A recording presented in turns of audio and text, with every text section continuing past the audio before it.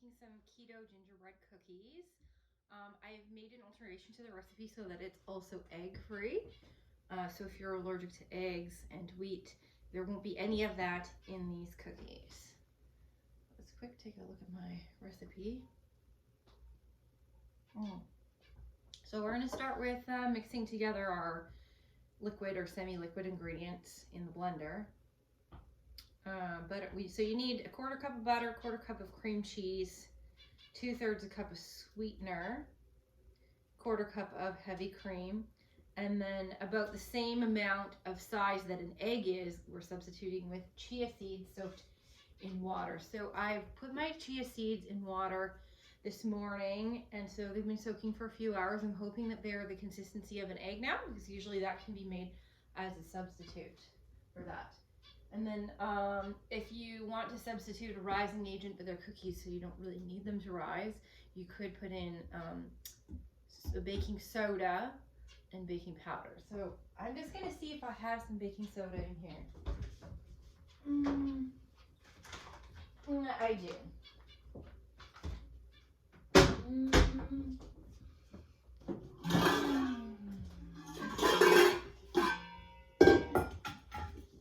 So I'm going to start with putting in my butter. So you want the butter to be soft. I took the butter out at 3 o'clock in the morning.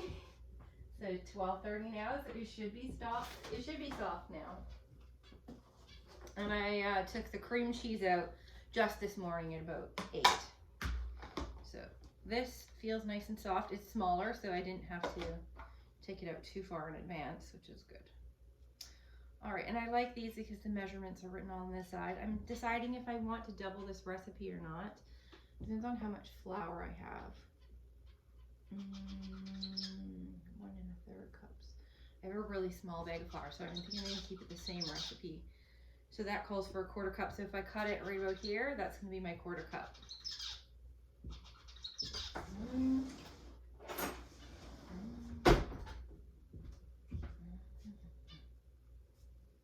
Just like that. Okay. So now if I want to, I can put the rest of this butter in a container in the fridge, and I can use it for baking again, knowing that I have 3/4 of a cup left. Or maybe I should leave the paper on. Okay. Anyways, I'm leaving that out because I got this lovely fruitcake loaf today, which I'm going to try my real butter on. I love real butter. So,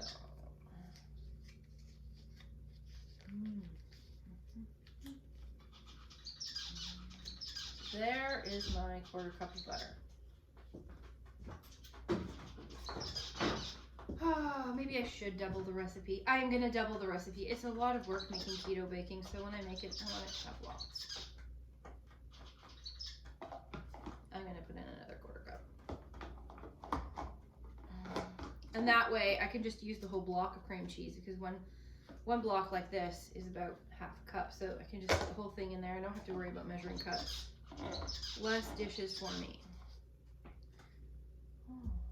Okay, that's good. Put this over here.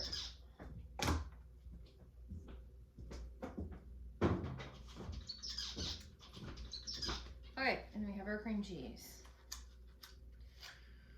I didn't measure it, but it looks like 1/2 cup.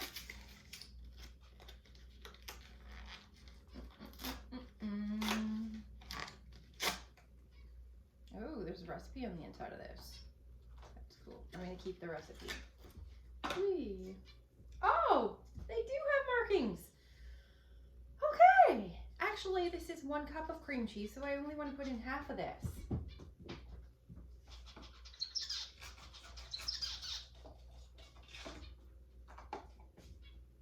That's great, because I wanted to have a little bit of cream cheese left over to make icing later if I want to. I haven't decided if I'm going to make these into drop cookies or rolled cookies, because I did just get these new cookie cutters that I've been wanting to use. But we'll see how this dough turns out first. All right. Okay, so now I've doubled it, so I have to remember 2/3 is 1.5. No. Double 2/3. 4/3. 1 1/3 cup of sweetener.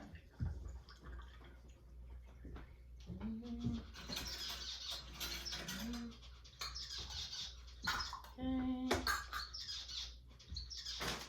Alright, so I'm just using granulated calorie-free sweetener with sucralose. This is from Superstore. This is pretty much the cheapest one you can get. So if you're doing a lot of Christmas baking, you don't want to break the bank, get the no-name brand.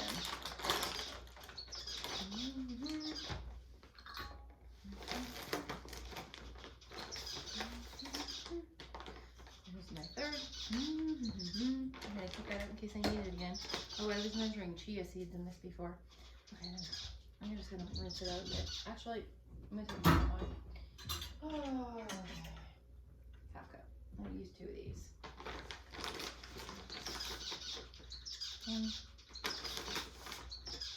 Okay, there's my sweetener. My chia seeds and my heavy cream.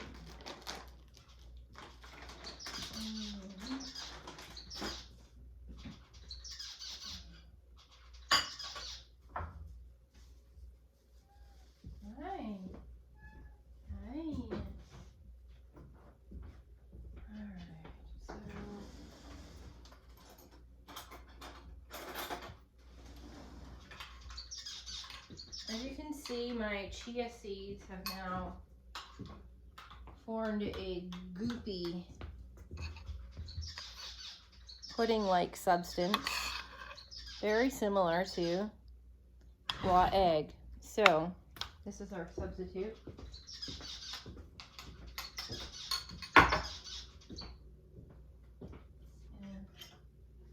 So about a 1/4 cup, that's about egg size. I'm just going to pour this in here.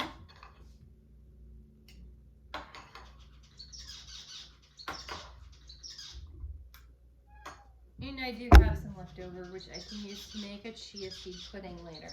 Okay,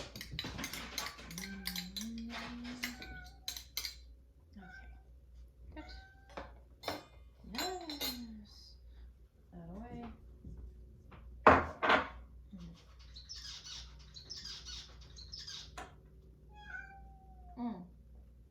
1/4 cup of heavy cream.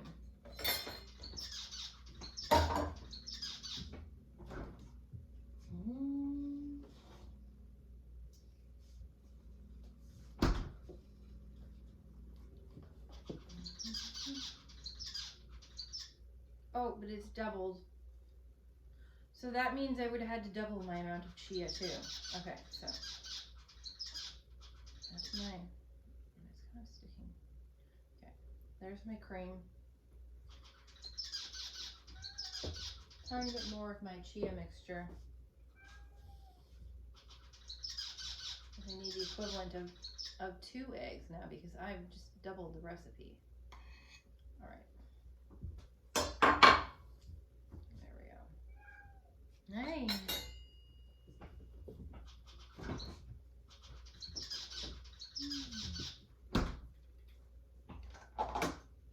All right, so we're gonna blend up our liquid ingredients.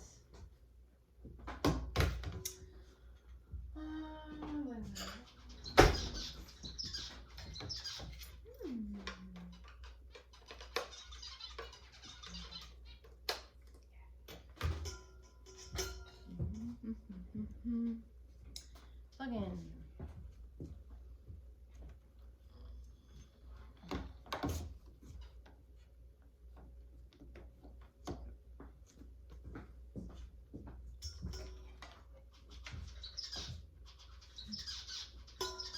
All right.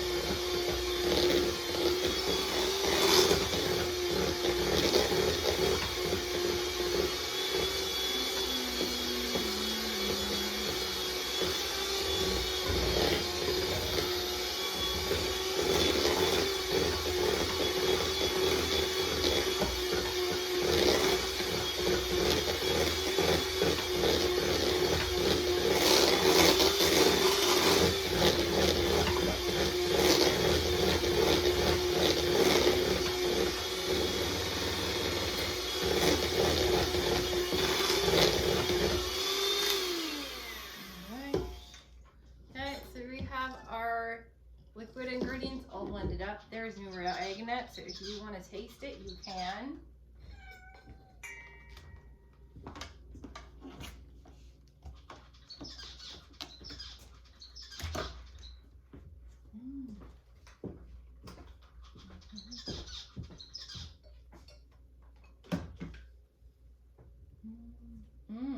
Oh, that's good. Tastes like cheesecake.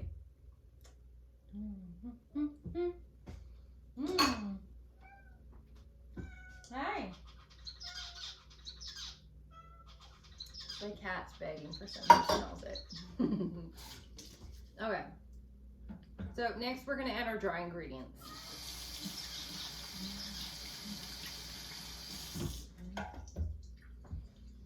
Now, I thought I had another bowl. Okay. Well, I have this small one. I might be able to do this.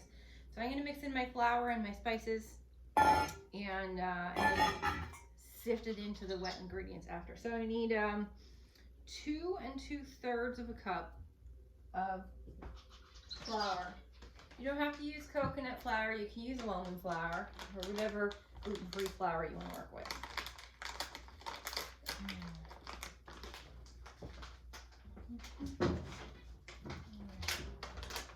So 1, 2 2/3 cups.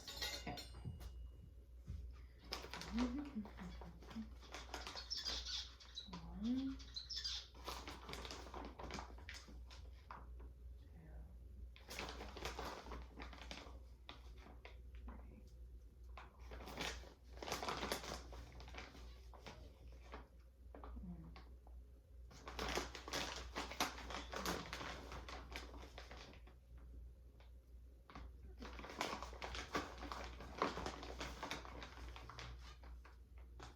Last 2/3, okay, I'm just going to throw this in right away because I'm running out of room.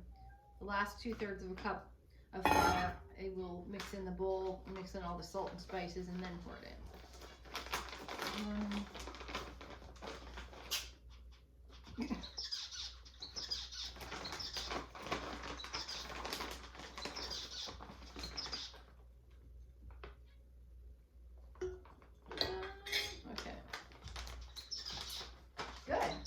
Did have enough for a double batch. That's awesome. All right, 2 tablespoons of protein powder. That's optional. I'm not going to do that. 2 teaspoons of baking powder. And I don't know how much baking soda, so I'm just going to do the same.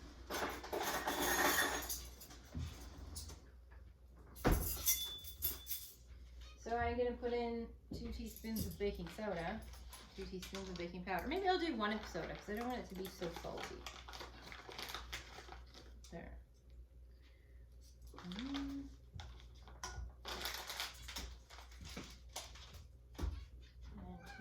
And then 2 of baking powder. I have over baking soda recipes before and they have a weird fizzy taste to them. So that's why I did a little bit, I'm guessing, on the small side for that. All right, 2 teaspoons, right? Yes. Yes. 1/4 teaspoon of salt. So we're going to do 1/2 teaspoon of salt.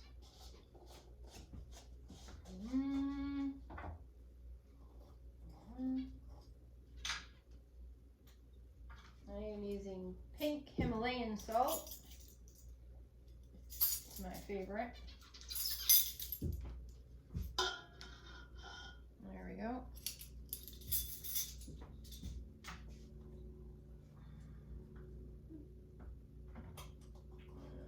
What else?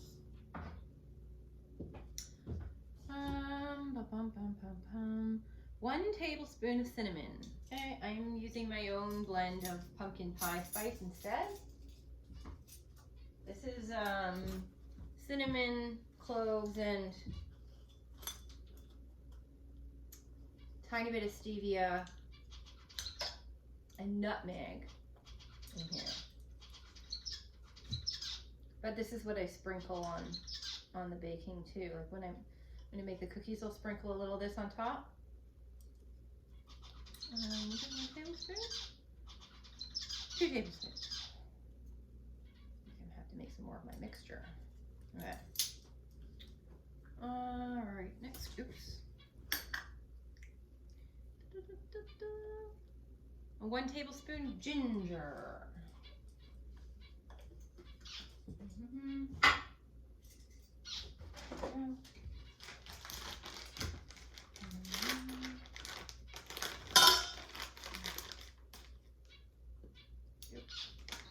And I like it a little bit more gingery, so I'm doing a tiny bit more. 1/4 teaspoon of cloves. That gives it that ginger snap flavor. All right, I'm gonna do 1/2 teaspoon of cloves because it's double recipe. There we go. And then if you have cayenne pepper, that's my secret ingredient for extra snappy ginger snaps. If I have some, let me see. Cilantro, cinnamon,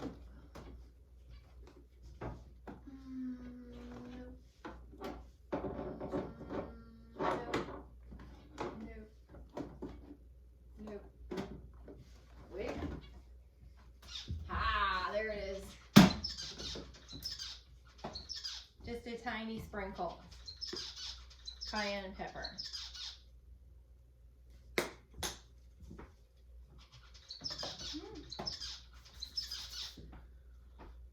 What now? Oh, I was supposed to be mixing that in here. Whoops. Well, I might as well dump that in now. Grated orange peel. I don't know if I have any oranges left. Let me see.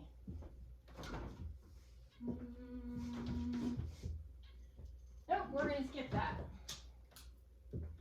But if you have oranges, grated orange peel and ginger snap cookies goes amazing. So good. All right, so we're going to mix this up. I'm folding it in with my spatula. This is my favorite spatula. It's heat resistant and it's really sturdy. I'm just gently folding it in. You don't want to overmix it. If I find it's too crumbly, I might add a tiny bit more butter. And I mean, with cookie dough, sometimes you have to get your hands in there and actually just mix it more, but we'll see. So once I have this all mixed up, I am going to put it in the fridge for 3 hours in a bowl covered with saran wrap. And then after it's chilled, we'll roll it into balls and put it on a cookie tray, or roll it out and use cookie cutters, depending on what I feel like at the time. Okay, I think I am gonna have to put my hands in there and mix. This cookie dough smells so good.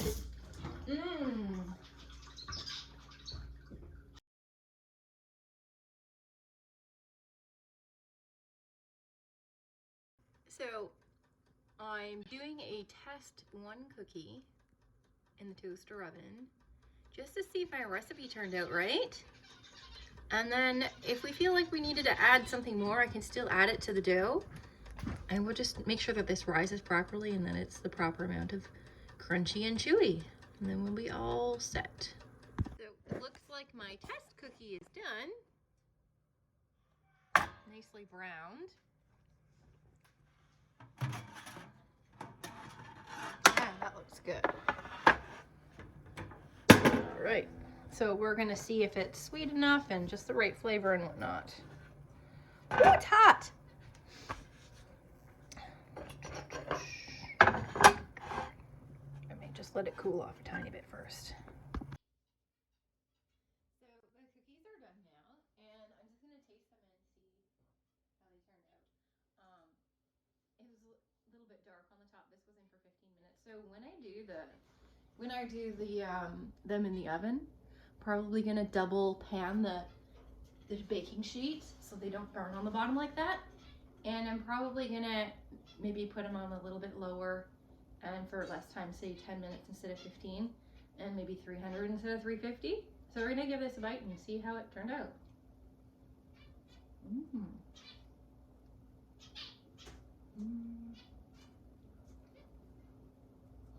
It's crunchy on the outside, chewy in the middle, a tad dry.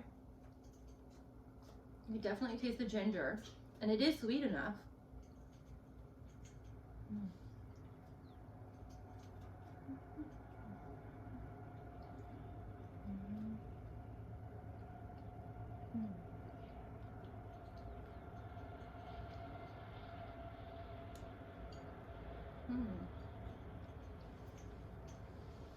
It is a tiny bit crumbly still. So I think I might add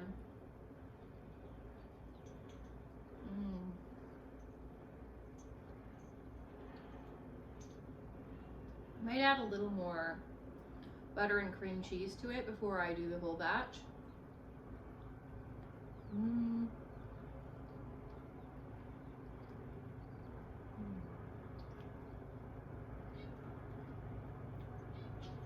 Yeah, because it is a tiny bit dry still.